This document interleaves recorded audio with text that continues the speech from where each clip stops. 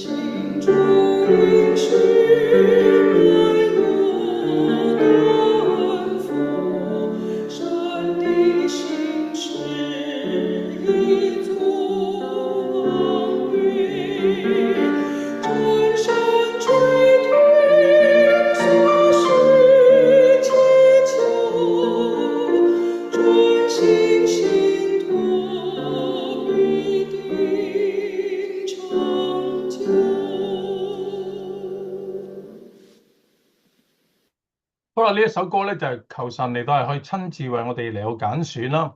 咁因為神為我哋揀選嘅係最好嘅。好啦，今日咧我哋咧就會睇一個新嘅士師啦。咁咧我哋過去有幾個禮拜裏邊咧都嚟到去睇到咧，即係基甸，跟住咧基甸佢點樣由成功一路去到失敗。咁跟住我哋亦都會睇到咧佢自己嗰一個嘅即係兒子咧亞比米勒點樣去犯錯。咁啊，而家今日我哋進入一個新嘅即係查經咧，就係講耶弗他啦。咁我哋嚟到先睇啦，呢一個嘅題目咧就叫做乜嘢咧？就係妄選妄看，佢哋好魯莽咁樣揀選一個人做佢哋嘅領袖。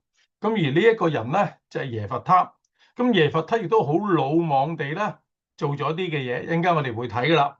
好啦，我哋一睇翻嘅時候就唔好忘記啦，我哋喺第一堂嘅時候已經講啦，喺士師記裏邊咧有幾個叫做大嘅士師啦。嗱，我哋睇翻第一堂嘅時候咧嗰啲嘅資料啦，咁咧即係有一啲大嘅士師，咁咧你就見到咧紅色字或者橙色字嘅，咁咧但係咧當中咧就會有一啲嘅間隔喺當中嘅，咁你留意到嘅時候咧就出現咗兩個嘅人。呢兩個人係邊個咧？就係陀拉啦，同埋睚珥啦咁樣。咁而士師記裏邊嗰個循環就係點樣咧？佢哋不斷去犯罪啦，咁啊被欺壓啦，向神呼求啦，咁然後神就興起士師，咁救咗佢哋，咁跟住佢哋有平安日子，但係冇幾耐又再重蹈覆轍啦。咁呢個係好大嘅問題。好啦，我哋嚟到睇耶弗他之前咧，有兩個嘅士師咧，都係有間場嘅作用嘅。咁咧，但係聖經裏邊用好短嘅篇幅咧嚟到記載佢哋嘅名字同埋事蹟。咁第10章嘅焦點咧，絕對唔係放喺呢兩個士師當中，就係陀拉同埋睚珥，而係放喺以色列民族點樣背叛離棄神。好，我哋先睇士師記第10章嘅第1、第2兩節。亞比米勒以後，有以撒家人朵多的孫子普雅的兒子陀拉興起，拯救以色列人。他住在以法蓮山地的沙漠。陀拉作以色列的士師23年，就死了，葬在沙漠。嗱，你有冇留意到呢一次嘅描繪同過去有啲咩唔同咧？嗱，過去就會講到佢哋係俾外族點樣入侵啦。咁一陣間我哋會睇，即係耶弗他佢就俾亞捫入侵啦。咁咧就參孫咧就俾米甸人啦嚟到對付佢哋咯。咁啊，但係今次亞比米勒之後就有以撒家嘅人啦，就叫陀拉啦，就拯救以色列人喎。但係就冇講到咧係邊一啲嘅外族搞擾佢哋。咁即係暗示今次佢哋受嘅咧唔係外族人嚟到係去傷害佢哋，係被本國嘅人、本土嘅人、本族嘅人嚟到傷害佢哋。嗰個邊個啊？就係上一堂我哋所睇嘅亞比米勒參孫嘅兒子啦，係自己人令到佢哋受苦啊。正如我哋成日都咁講啦，等都講過啦，香港人如果我哋受苦嘅時候咧，唔係外國勢力啊，唔係美國啊點樣對付我哋啊，唔係英國點樣對付我哋啊，原來有陣時我哋受苦咧係自己人嚟，但係去令到我哋受苦嘅。好啦，咁所以咁簡單，只係咧陀拉就係做以色列嘅士師23年，咁就離開咗啦。好啦，我哋睇另外一個嘅士師就叫睚珥啦。呢個睚珥係點樣咧？我哋一齊嚟去睇士師記第10章第3到第5節。在他以後，有基列人睚珥興起，作以色列的士師22年。他有30個兒子，騎着30匹驢駒，他們有30座城邑，叫作哈偉特睚珥，直到如今，就是在基列地。睚珥死了，就葬在迦門。今次咧，我哋睇到睚珥啦，但亦都冇講到佢有啲乜嘢豐功偉績，佢只係做士師22年啫。咁嘅時候咧，但係所描繪嘅係乜嘢啊？就係後邊嗰段啦。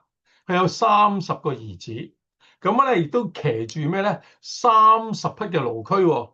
咁又唔止有30匹驢駒，仲有30座嘅城邑。哇！呢個嘅重點嘅記載其實係乜嘢咧？就好似同基甸一樣。佢係過住一個君王咁樣嘅生活，佢仲將30個城邑俾自己30個仔。嗱，佢有咁多嘅仔咧，即係顯示佢有咩？一樣有眾多嘅妻妾，而且呢啲嘅城邑，呢啲嘅財富係點樣嚟咧？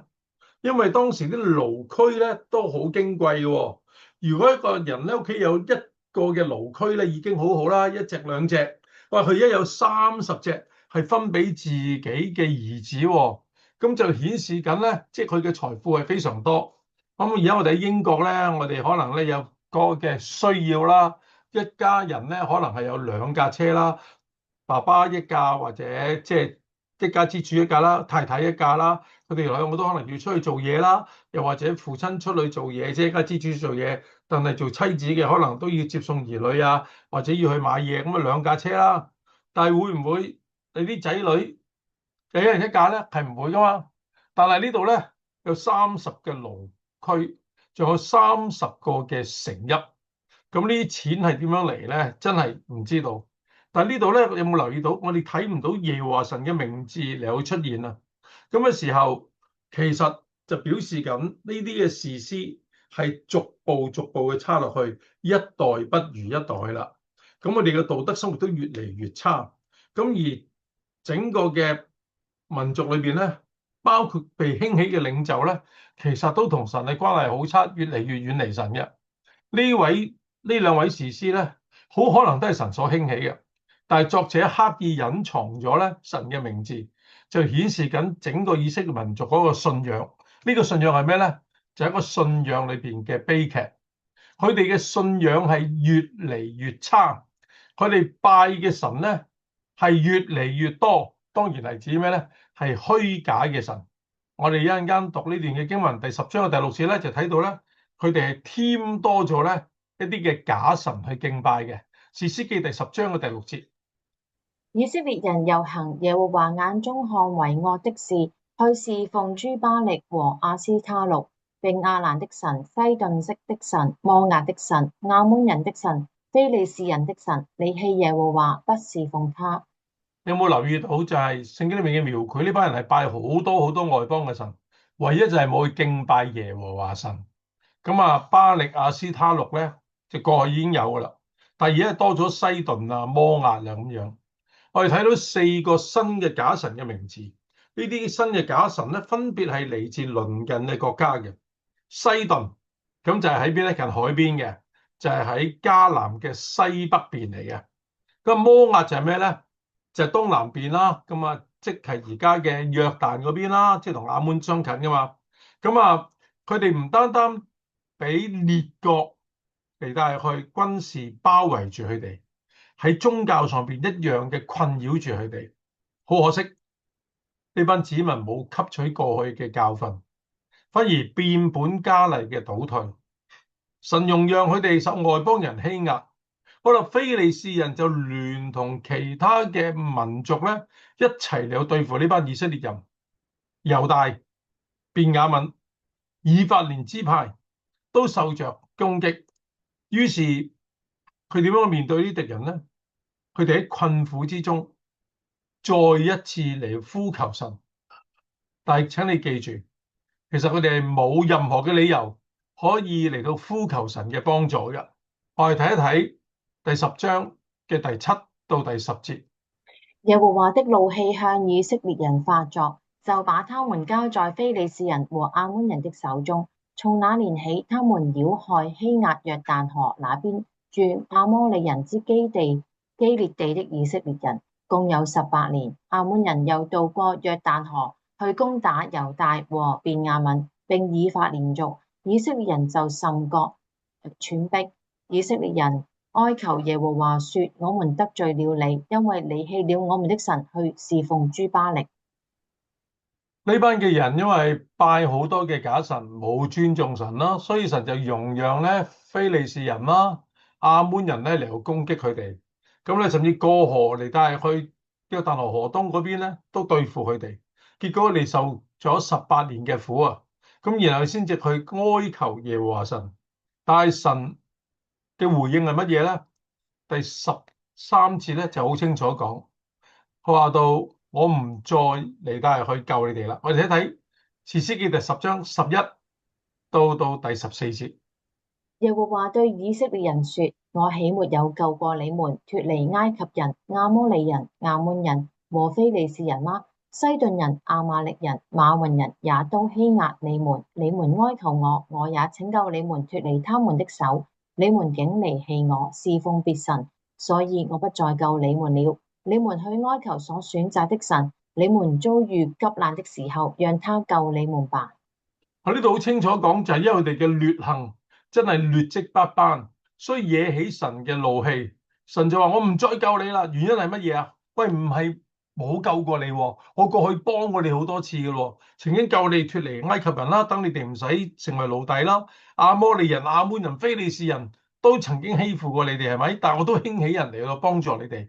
但係而家你仍然係咁樣，所以唔係神嘅無情無義，只係以色列人不斷嘅離棄，所以神冇責任再拯救佢哋㗎。正如一個人出去出邊拈花惹草，好啦，咁對太太不忠，但係太太都接納啦、寬恕啦。好，當佢冇錢嘅時候，太太仍然會幫佢，但後尾佢終於都拋棄糟糠啦，同太太離咗婚啦。後尾衰咗嘅時候，佢再翻嚟嗌太太，太太話：喂，我唔會再去理你嘅咯，你都已經離開咗我咯，我點解要嚟再幫你咧？咁樣佢係冇呢個嘅責任，所以神都冇責任嚟帶入去幫佢哋。神就宣告過去嘅歷史，但係好可惜，佢哋仍然不斷犯罪，完全冇真誠嘅悔改，而使到神感覺到厭倦。所以咧，佢哋冇權利再一次咧被踐踏嘅時候，先至向神嚟到呼求。請你記住，寶貴嘅恩典咧，唔容讓人隨意嘅踐踏嘅。所以第15、第16節，神點樣回應佢哋咧？以色列人對耶和華說：我們犯罪了，任憑你隨意待我們吧，只求你今日拯救我們。以色列人就除掉他們中間的外邦神，侍奉耶和華。耶和華因以色列人受的苦難，就心中擔憂。當神咁樣回應嘅時候，以色列人就話：哎呀，係啊，我哋犯咗罪啦，任憑你隨意待我哋啦，只求你今日拯救我們。其實呢句說話咧係有語病嘅喎。神，你中意點做就點做啦，只要你救我哋。有咗前設，神話好啊，你中意我點做就點做，咁我就係唔救你咯，我就係容讓嗰啲外邦人繼續去懲罰你咯，係咪先？所以你留意到呢個嘅呼求，某個程度都有點兒虛假嘅。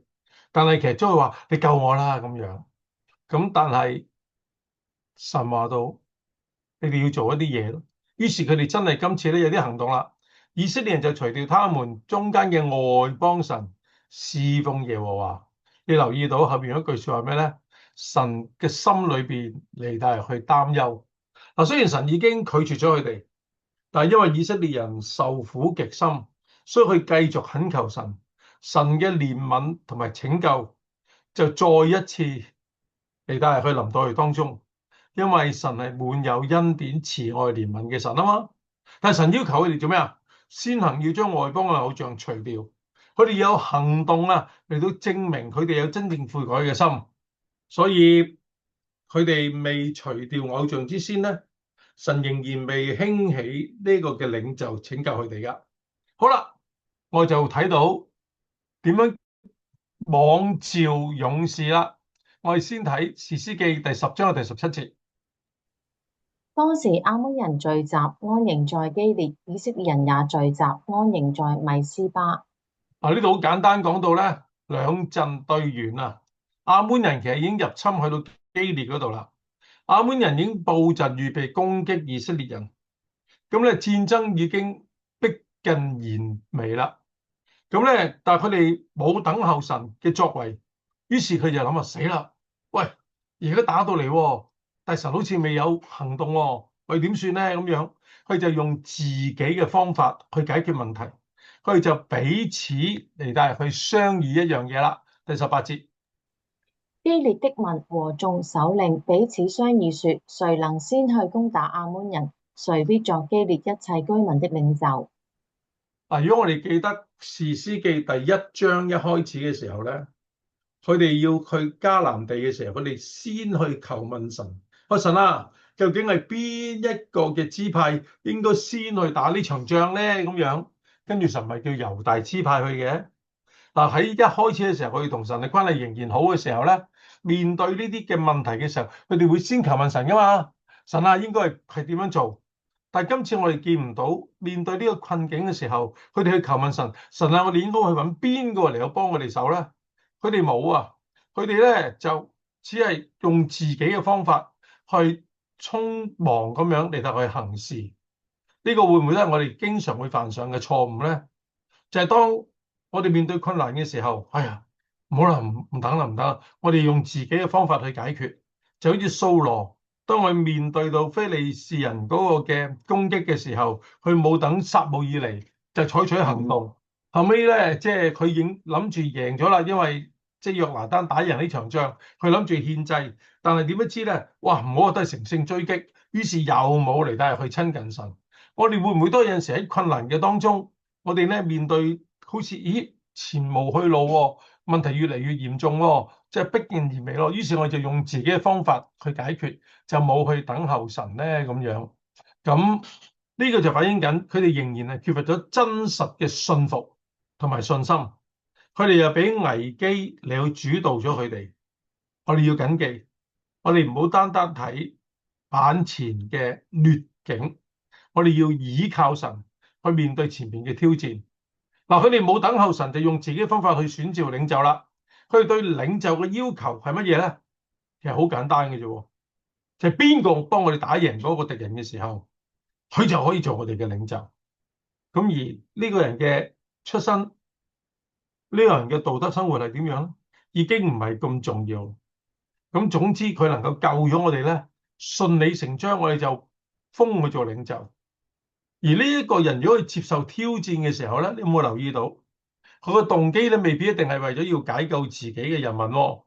呢個可能係滿足佢自己私人嘅慾望，我就要做你哋阿頭喎。佢已經唔係再係為大眾嘅福祉而奮鬥。有陣時我哋要揾一啲人嚟去幫我哋嘅時候，好重要就係要詳細考慮佢嘅品格，而唔係淨係睇佢有冇能力。教會選擇一啲人去侍奉都係嘅，唔係睇佢嘅經驗，唔係單睇佢嘅學位，唔係單睇佢自己嗰個社會地位，係好重要，係睇佢同神嘅關係係點樣，呢個先係最重要。因為如果一啲人有能力，但係冇好嘅道德生活，冇好嘅靈命，佢帶嚟嘅破壞性咧係難以想像。所以我哋千祈唔好弱石亂投，弱石亂投，呢個係好緊要嘅。好啦，佢哋揾一個人啦，但係呢個人咧嘅出身咧係非常嘅卑微。我哋睇第11章啦，我先睇第11章第1、第2兩節。基列人耶弗，他是個大能的勇士，是妓女的兒子。耶弗他是基列所生的，基列的妻也生了幾個兒子。他妻所生的兒子長大了，就趕逐耶弗他說：你不可在我們父家承受產業，因為你是妓女的兒子。終於咧，耶弗他出場咯。士師記嘅作者咧就對佢嘅出身咧有好詳細嘅描繪，因為佢同其他嘅人咧，即係有好唔同嘅分別。就正如我哋睇唔到即係底波拉啦，即係甚至基甸啦，佢哋嘅出身係點樣喎？但係耶弗他咧就有詳細嘅描繪啦。咁樣咧就呢個描繪咗中斷咗咧，佢哋要面對敵人挑戰嗰個嘅危機嘅描述。喺用人嘅觀點睇上嚟咧，耶弗他係絕對唔夠資格成為以色列人嘅領袖嘅。但係基列嘅領袖們咧，大家都唔想，亦都唔敢同亞捫人嚟帶入去爭戰。佢哋咧就互相推卸責任，即係期望有人能夠承擔呢一個嘅帶領出戰嘅責任咧。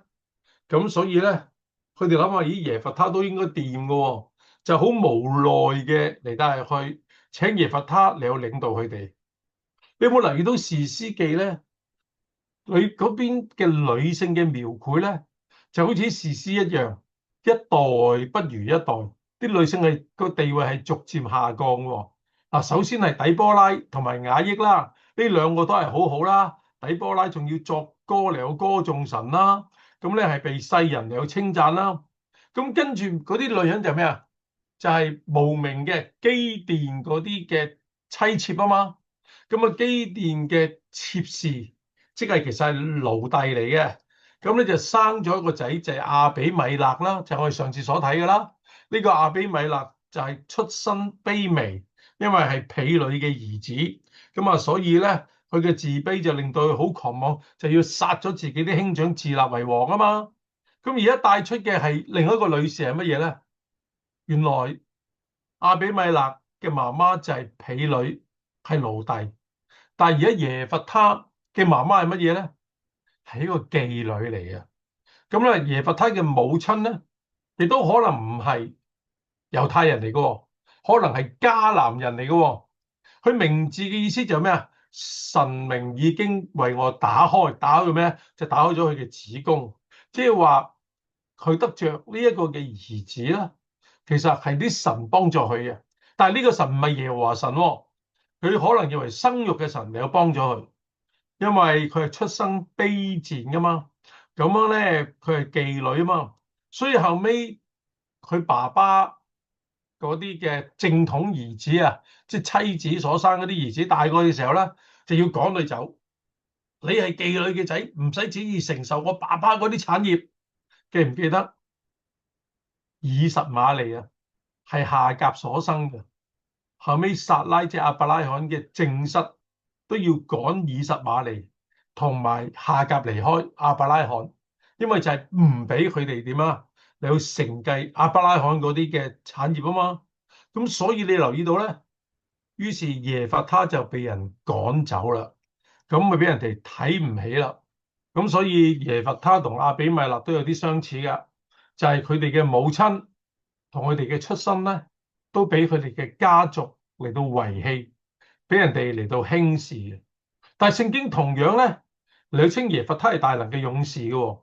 記唔記得基甸都俾神稱呼為大能嘅勇士，但係基甸嗰時驚到死噶嘛，喺酒窖裏邊嚟到打麥噶嘛，係咪？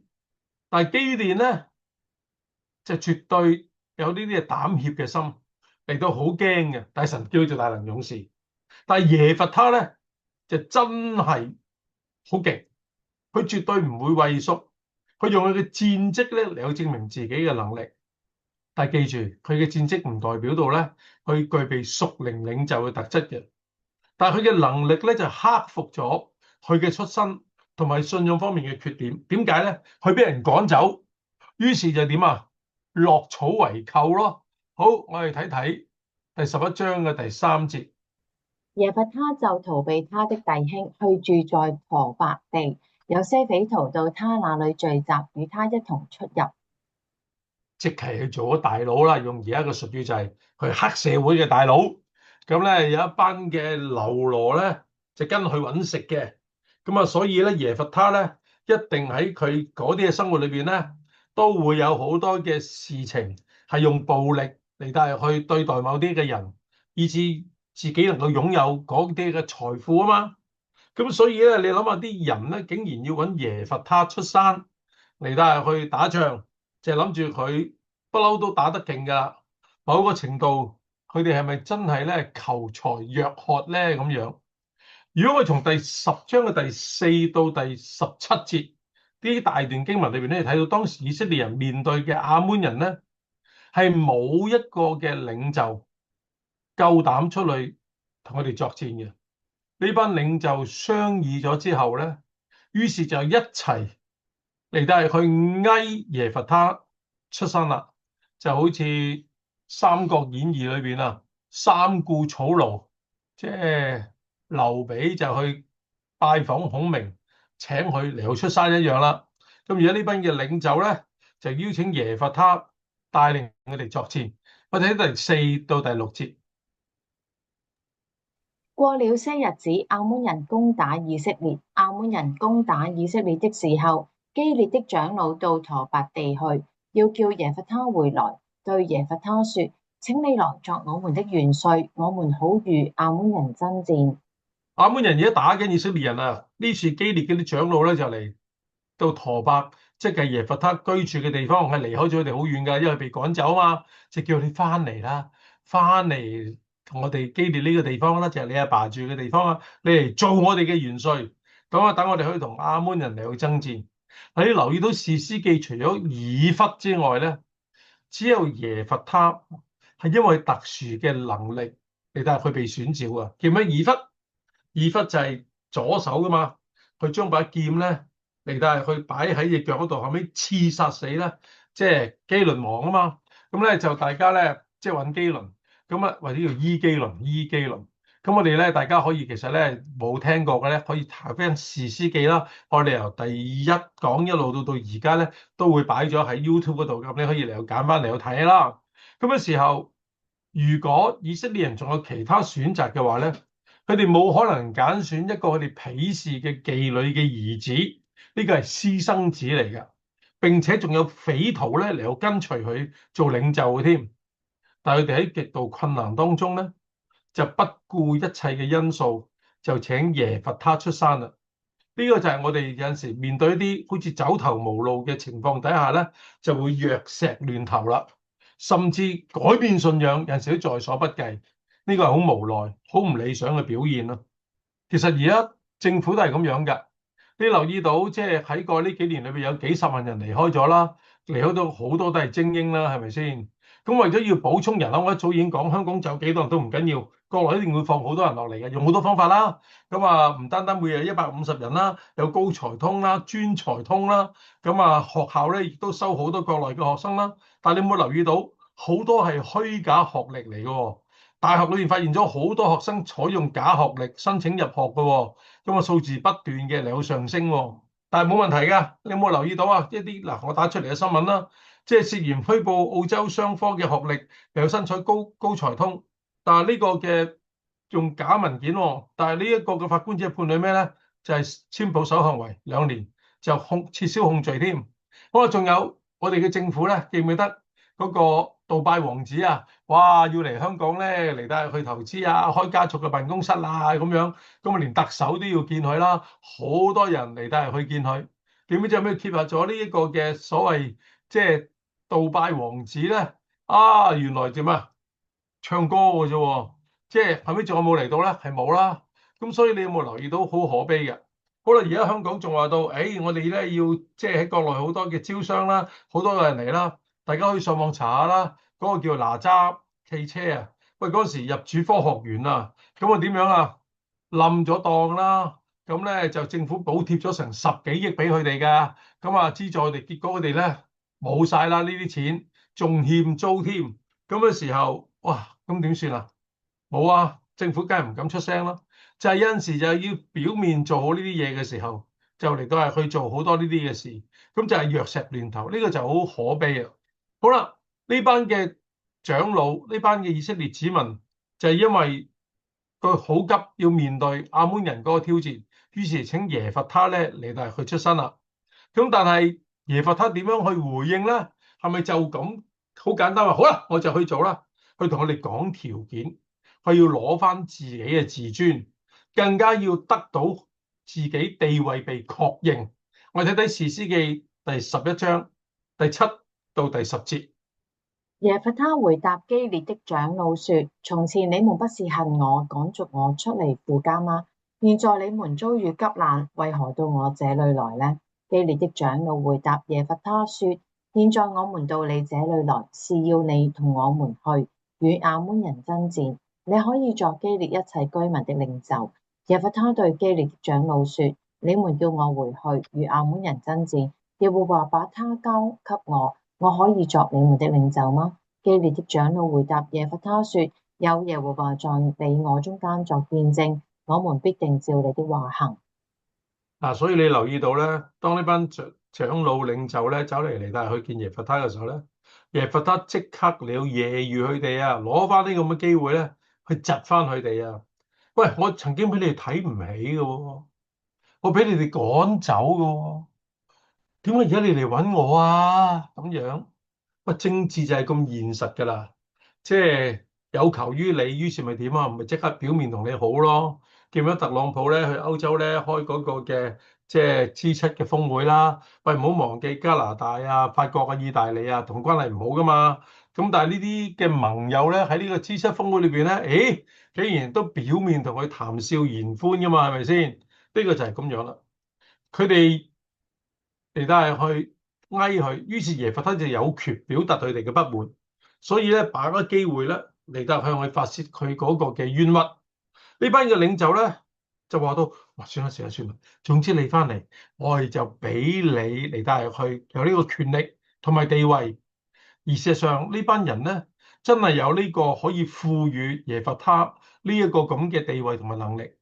咁但而耶弗他又有呢個咁嘅戰鬥能力喎，所以兩者都可以互相配合，滿足對方嘅需要。喺呢一度咧，你留意到神嘅名字再一次被以色列人咧嚟到係去遺忘㗎。佢哋冇好好地求問神啊嘛，頭先我哋已經講咗。咁但係當人要利用神嘅時候咧，神就會出現喺佢哋當中啊。所以耶弗他對於權力嘅渴望咧，不過佢直言不諱㗎，佢想做領袖㗎。但係佢唔係好似基甸咁樣表面謙虛，哎呀我唔得嘅，我唔得嘅咁樣。佢更加唔係好似亞比米勒咁樣一個俾家庭嚟到係去咩咧，即係趕逐咗。佢似亞比米勒嘅，其實就係於是佢得到權力。同樣一個唔正常嘅家庭嘅產物，無論亞比米勒或者耶弗他，因為耶弗他係咩咧？佢爸爸同妓女發生關係而產生咗佢啊嘛，咁所以影響到佢哋嗰個心理狀況。耶弗他同佢哋講條件，就係我要成為你哋嘅領袖。佢冇覺得佢有義務要去幫自己解救自己嘅子民，佢嘅焦點就係要去攀上權力嘅位置。基列嘅長老就向神嚟去起誓，好好好，我哋一定俾你，佢哋一定俾你。咁嘅時候立即就要讓佢成為以色列人嘅領袖。呢個盟誓咧，你有冇留意到？可能就係喺以色列嘅軍隊面前所起嘅。啊，過去咧就係嗰啲士師打贏咗仗之後咧，先至做領袖啊嘛。但係耶弗他就唔係喎，係做咗領袖，然後先至去打仗喎，所以好特別。好啦，我哋睇睇第11節啦。於是耶弗他同基列的長老回去，百姓就立耶弗他作領袖，作元帥。耶弗他在米斯巴將自己的話，一切話陳明在耶和華面前。佢哋呢一次就真係到神嘅面前啦。神嘅名字先至第一次喺呢一章聖經裏面出現。以色列嘅長老咁快起誓，佢哋唔單單利用耶弗他，其實某個程度佢都利用耶和華去攞住神嘅名嚟，但係去起誓嚟，但係佢作為保證。因為如果佢唔係咁做嘅時候咧，耶弗他係唔會輕易相信你哋嘅承諾，所以佢要眾長老確保佢一定得到權力。結果佢就由被輕視嘅人成為佢哋嘅領袖。危機咧反而成為佢改變自己命運嘅機會。佢就憑自己嘅實力扭轉咗自己嘅命運。我哋亦都見到呢啲長老，佢哋冇尊重神啦，佢哋都係魯莽行事，全速咁樣設立呢個嘅領袖。呢個豈唔係士師記最尾嗰一章裏邊所提嘅主題？佢哋各人係任意而行咩？嗱，我哋睇到第一段啦，就係你魯莽嘅嚟，都係去選出個領袖。好啦，跟住我哋睇一睇耶弗他點樣嚟到去面對呢場嘅戰爭。呢樣我哋要欣賞喎，佢先禮後兵。記唔記得我曾經講過咧？我都即係同戶外團契啦，有成40多年嘅交情。1975年我入神學院嘅時候咧，就開始同佢哋合作噶啦。咁咧，我好欣賞佢哋一啲過來人，曾經吸我毒嘅人，但係佢信咗主悔改，甚至奉獻咗自己做傳道人添。我曾經同大家分享過，我邀請佢哋咧做我教會侍奉㗎。因為點解咧？因為呢啲行走江湖嘅人改變咗咧，佢哋係好識人情世故嘅，佢哋咧好識點樣嚟到同人相處，亦都咧好有敏鋭嘅觸覺。咁啊，反而一啲即係傳道人咧，可能係冇乜點樣經歷過社會嘅工作啦，有陣時真係唔識人情世故嘅，咁所以咧就撞咗好多板。啊，耶弗他係一個黑社會啊嘛，出嚟行慣噶嘛，所以佢就好識嚟得係去點樣做嘢。咁我哋知道黑社會唔係一開始就咩啊，就劈友噶嘛，有乜嘢嘅時候講數，講唔掂數先至會喐手噶嘛。所以咧，佢就先禮後兵啦。佢咧同亞捫王嚟到談判，問你點解你哋要嚟攻擊我哋？啊，如果嗰個和談成功嘅話咧，佢就不需要用一兵一卒就解決咗目前嘅問題啊嘛。可以兵不血刃咧，就成為領袖。呢個先禮後兵咧，都係好高明嘅政治策略㗎。正如，即係特朗普要同即係伊朗咧嚟到去傾和談60日，好啦，我而家同大家查緊經嘅時候，已經又開戰啦。伊朗係唔會嚟到去咁順攤㗎嘛，咪又撩你咯，因為佢知道你中期選舉即係拖住你嘅後腿咯。但係你無論點，你睇翻啦，原來耶弗他咧就同亞捫人咧嚟到係去先去講數先。我睇睇第12節到第13節。耶弗他打發使者去見亞捫人的王，說：你與我有什麼相干？竟來到我國中攻打我呢？亞捫人的王回答耶弗他的使者說：因為以色列人從埃及人上來的時候，佔據我的地，從亞嫩河到雅博河，直到約旦河。現在你要好好的將這地歸還吧。耶弗他就問：喂，我同你無冤無仇，點解你要嚟打我哋啊？咁但係亞捫人就話到唔係啊，因為當日你哋佔據咗我哋嘅地方啦，你哋喺埃及出嚟嘅時候就佔據咗我哋嘅土地，所以咪要歸還俾我哋咯咁樣。但係如果我哋一陣睇落去，亞捫人從來冇擁有過呢個土地嘅權利嘅。嗱，我哋留意到耶弗他佢雖然係妓女嘅兒子，佢出身草根，但係絕對唔係草莽之夫，冇學識啊。佢對自己嘅民族過去嘅歷史係非常熟悉，佢清楚指出當日以色列人係繞道摩押而行嘅。嗰陣時以色列人都好想用和平嘅方法嚟到解決問題㗎。咁啊，請亞捫人咧，可唔可以咧？即係亞摩利王咧嚟到係俾你哋嚟到經過，但係亞摩利王咧就嚟到係去攻擊佢哋。於是佢哋先係自衛反擊，佢哋贏咗呢啲戰爭之後咧，就搶咗亞摩利人嘅全地啦。因為佢贏咗呢場戰爭啊嘛，所以咪攞咗佢哋嘅地土咯。係亞摩利王先發動呢個嘅戰爭，所以佢戰敗咗之後咧，就冇權去收翻自己嘅土地嘅。呢個係一個國際慣例嚟噶嘛，係咪先？特別仲係對方先嚟帶入去攻打我添。喂，咁我贏咗嘅時候，我點會俾緊地方你咧？好啦，咁所以咧一段較長嘅經文，跟住落嚟嗰啲經文係好長嘅，所以辛苦二汪咧同我讀，大家留心聽我讀呢啲嘅經文，咁就好淺嘅，唔需要好詳細解釋嘅。好，我哋睇一睇民數記21章21到26節，呢啲就係過去嘅歷史。以色列人差遣使者去見亞摩利人的王西宏，說：求你用我們從你的地經過，我們不偏入田間和葡萄園，也不喝井裏的水，只走大路，直到過了你的境界。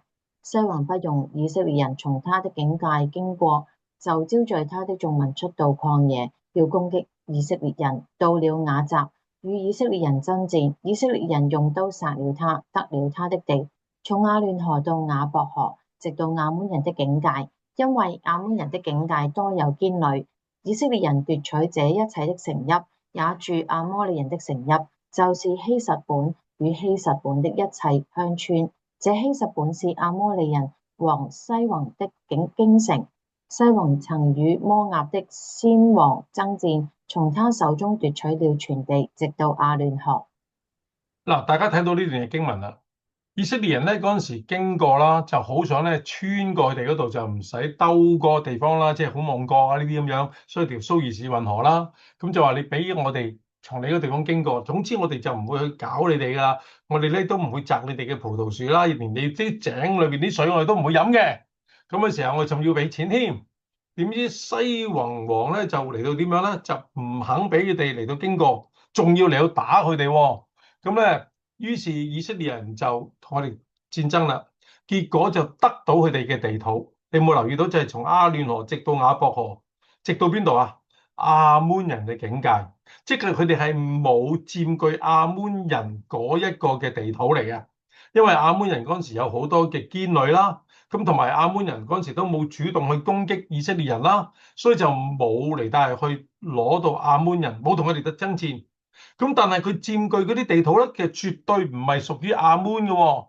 咁呢地土原本係屬於啲乜嘢人咧？咁樣亞摩利人嘅城邑，但係原來亞摩利人呢啲嘅城邑係喺邊度攞翻嚟㗎？係喺摩押嗰度攞翻嚟㗎。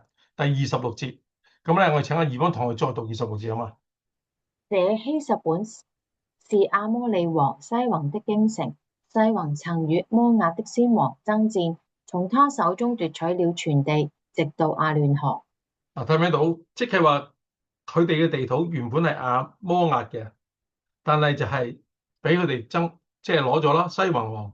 咁而家以色列人就攞咗呢個嘅地土啦。咁所以絕對唔係亞捫嘅。咁你就留意到，原來耶弗他係好熟過去自己民族嘅歷史嘅。咁咧，但係亞捫就喺摩押嘅革倫啊嘛，同埋亞捫同埋摩押唔好忘記，佢哋兩兄弟嚟㗎。咁所以而家咧，亞捫人話要攞翻自己地土，絕對係錯嘅。不過佢見到以色列人而家衰弱，咁所以咧就趁你病就攞你命，就想乘機侵佔佢哋嘅地土。佢就表面出師有名，但係其實絕對唔啱咯。呢個俾我喺度諗緊一樣嘢，大家都可以諗一諗。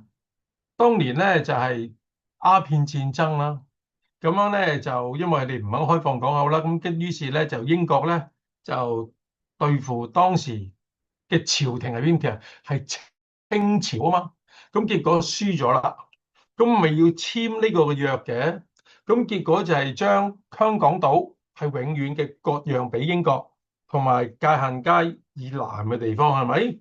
咁啊後尾以北嘅就99年期啦，咁後尾好啦，某個程度原來英國係同咩咧？係同清朝嚟到係去簽約嘅喎。好啦，後尾清朝被推翻咗啦，但係當時推翻去嘅係咩？係國民政府喎，係國民黨喎，係蔣介石喎，係咪先？咁嘅時候，跟住蔣介石又被共產政權嚟推翻咗啦。咁嘅時候，某個程度，喂，中華人民共和國有冇權利去攞翻香港咧？嗱，其實呢個都係值得我哋去深思嘅問題嚟嘅。就好似呢一段嘅經文，就係以色列人贏咗佢哋啦，就攞咗佢哋嘅地土。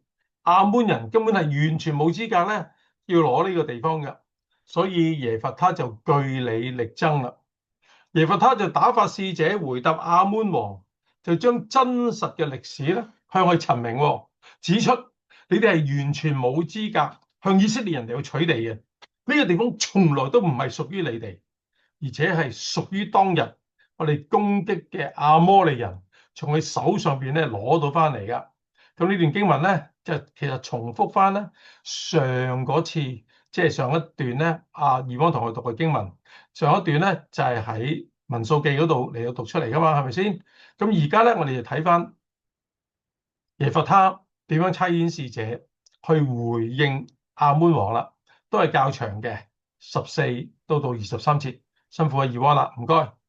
耶弗他又打發使者去見亞捫人的王，對他說：耶弗他如此說，以色列人並沒有佔據摩押地和亞捫人的地。以色列人從埃及上來，乃是經過曠野渡紅海，來到加低斯，就打發使者去見以東王，說：求你容我從你的地經過。以東王卻不應允，又照樣打發使者去見摩押王，他也不允准。以色列人就住在加低斯，他們又經過曠野，繞着以東和摩押地，從摩押地的東邊過來，在亞嫩河邊安營，並沒有入摩押的境內，因為亞嫩河是摩押的邊界。以色列人打發使者去見亞摩利王西宏，就是希實本的王，對他說：求你用我們從你的地經過，住往我們自己的地方去。西宏卻不信服以色列人，不容他們經過他的境界，乃招聚他的眾民，在雅雜安營，與以色列人爭戰。耶和華以色列的神將西宏和他的眾民都交在以色列人手中，以色列人就擊殺他們，得了亞摩利人的全地，從亞嫩河到雅博河，從曠野直到約旦河。耶和華以色列的神在他百姓以色列面前趕出亞摩利人，你竟要得他們的地嗎？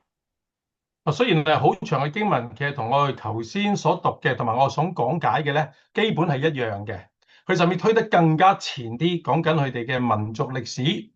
咁咧就話到，喂，根本我哋就冇攞過你亞捫人嘅地土，呢個都係咧摩押嘅地土，但係都已經唔係屬於摩押嘅啦，係屬於咧西宏嘅啦。所以我哋贏咗佢啦。佢最後咧就將嗰個焦點咧就放喺耶和華神嗰度。佢話呢個係耶和華神賜俾我哋嘅地方喎。咁如果真係屬於你哋嘅神又點啊？同埋仲有一樣嘢，點解你而家先同我講嘅？好，我哋睇睇呢一段嘅經文就佢講出，就令到亞捫人咧係無言以對啦。就係24到26節。你的神基抹所賜你的地，你不是得為業嗎？耶和華我們的神在我們面前所趕出的人，我們就得他的地。難道你比摩押王西撥的兒子巴勒還強嗎？他曾與以色列人爭競，或是與他們爭戰嗎？以色列人住希實本和屬希實本的鄉村，阿羅爾和屬阿羅爾的鄉村，並沿亞嫩河的一切城邑，已經有300年了。在這300年之內，你們為什麼沒有取回這些地方呢？呢度就好清楚講出，喂，我哋根本就冇佔據過你哋嘅地方，而且你哋嘅神咁叻，咁又唔會幫到你。係我哋所相信嘅神咧，嚟有幫助我哋嘅啫。最特別呢樣嘢點啊？我哋已經住喺呢度住咗300年啦。如果我哋一住呢個地方係屬於你哋嘅時候，喂，你哋喺隔離嘅，冇理由唔去攻擊我哋㗎，唔去攞翻呢個地㗎嘛，係咪先？咁嘅時候，點解呢300年你都唔去攞？而家先嚟問我攞，咪就係頭先講咯，就係趁你病攞你命咯。咁啊，耶弗他佢對佢嘅信仰同埋自己嘅信仰咧，你留意到，雖然佢有提到耶和華嘅名，但都有少少偏差嘅。佢冇宣告耶和華神係唯一嘅真神，佢都冇提及到唯有耶和華以色列嘅神先係能夠使到列國分個疆界嘅真理。佢某個程度都承認咗摩押人同埋亞捫人嘅神。但佢亦都唔認摩押人嘅神係亞捫人嘅神，佢更加質疑：如果佢哋真係有理有據，點解過去嗰300年佢哋冇提出嚟攞翻呢個地方咧？咁就係而家你哋見到我哋以色列人勢力衰弱，你就想巧取豪奪，可悲嘅呢個喺現實社會裏邊咧，你雖然有理，但唔等於你可以據理力爭之下咧而得勝嘅。雖然耶弗他鏗鏘有聲嘅講出嗰個歷史，但係亞捫王咧係冇理會嘅，哦，結果就觸發咗一場嘅戰爭啦。第27到28節，原來我沒有得罪你，你卻攻打我，惡待我。願審判人的耶和華今日在以色列人和亞捫人中間判斷是非。但亞捫人的王不肯聽耶弗他打發人說的話。耶弗他好清楚講：我冇得罪你啊，係你先撩者戰，你嚟攻擊我啫嘛。好願意審判是非嘅耶和華今日就同我斷定是非。咁啊，但係亞捫王睬你好多餘啦，咁於是咪發動呢一場嘅戰爭咯。嗱，結果咧就係點樣咧？好簡單，就贏咗呢場戰爭啦。嗱，如果我哋留意啦，頭先我話新火二安啦，呢一章聖經共有40節，但係講到戰爭咧，只係用咗3節啫。所以經文嘅重點絕對唔係戰爭嘅過程，反而係耶弗他點樣據理力爭，同亞捫王爭辯，係一共用咗17節啊。所以佢魯莽嘅，即係嘅起誓，一陣間我哋會睇，但係唔等於佢喺戰爭上邊佢係魯莽嘅。咁咧，我哋嚟帶去睇一睇呢3節有關戰爭嘅描繪，好冇？好，我哋一齊嚟去睇第11章29，中間隔開咗嘅咯，32到33。耶和華的靈降在耶弗他身上，他就經過基列和瑪拿西，來到基列的米斯巴，又從米斯巴來到亞捫人那裏。於是耶弗他往亞捫人那裏去，與他們爭戰。耶和華將他們交在他手中，他就大大擊敗他們，從亞羅爾到米勒，直到亞比勒基拉明，攻取了20座城。這樣亞捫人就被以色列人制服了。記唔記得我哋讀民數記話到咧，亞捫人有好多堅固嘅城壘啊嘛。但係今次耶弗他好勁喎，但唔係淨係佢嘅能力喎，係神嘅靈降喺身上邊啊嘛。咁跟住仲有耶和華將佢哋交喺耶弗他嘅手中啊嘛。於是就殺敗佢哋，仲搶奪咗佢哋20個城。嗱，呢個抵佢哋死喎，係佢想佔據人嘅地方，結果俾人哋嚟去佔據喎。呢場嘅戰爭起動者就係神，耶和華嘅靈降喺身上邊，佢就招聚咗軍人進入戰場。佢再從神嗰度得咗力量，咁於是就解救咗以色列人，亦都壓制住亞捫人啦。嗱，戰爭咧完結啦，咁咧告一段落啦。但係有兩件事我哋需要嚟到去探討嘅，記唔記得？我睇呢段經文啦，29節，但係中間30、31節講啲咩嘢咧？我哋留翻下個禮拜咧先至會講啦。就原來耶弗他佢嚟到去打仗之前，佢就魯莽起誓啊！佢就話到，如果邊一個人我打贏仗翻嚟出嚟迎接我嘅，我就會將你獻祭，然後咧俾神。咁點不知佢翻屋企嘅時候，第一個出嚟迎接佢嘅咧係佢嘅女啊！究竟我有冇殺咗佢嘅女，獻為燔祭獻俾神咧？咁樣咁啊，仲有下一次我就會睇啦。唔單單咁樣，仲有就係乜嘢咧？就係以法蓮人食過翻尋味啊！佢又嚟到去挑戰耶弗他，點解你唔叫我去啊？就好似挑戰基甸咁樣，結果有自然不同嘅果效啊！咁所以下一次嘅查經就叫妄言招尤啦。好嗱，今日我哋作完嘅啦，我有一個嘅小結。以色列喺困境裏邊冇好好地嘅嚟到等候神，用自己嘅方法去尋找領袖。有陣時我哋當然見到神咧，可以用一個墮落家庭中興起一啲人嚟完成佢嘅工作。雖然嗰個人唔合資格，但係神仍然可以用佢嘅。所以我哋就唔好輕看一啲嘅人，呢啲可能被我哋輕視嘅人咧，有一日可能成為嘅領袖。但係最重要就係，其實我哋要好好地嘅嚟到去點樣咧？去尋求神嘅心意，有神為我哋揀選，唔係用自己嘅方法。神絕對唔要我哋一面高舉佢嘅名行事，但卻係一面咧公然違反佢嘅律法。所以呢啲嘅教會有陣時都犯咗呢啲嘅錯誤。可惜今日有類似嘅情況咧出現嘅，我就要引以為鑑。咁所以今日我哋嗰個信息就係咩咧？就係妄看嚟到係去被揀選出嚟啊嘛，妄選妄看。但係下個禮拜咧，我哋就會嚟到去睇妄以招尤。原來呢一個耶弗他好魯莽起咗個誓，咁究竟佢個女死唔死得咧？咁同埋又係另外一啲嘅人好狂妄嘅説話，就帶嚟咗呢一個嘅禍患。咁所以記住，咁啊下個禮拜7月15號咧就妄語招尤。不過請大家留意，我哋會唔會喺下個禮拜呢一個嘅時候咧嚟到查經咧？咁我哋會稍後公佈，可能會延遲1個禮拜都唔定。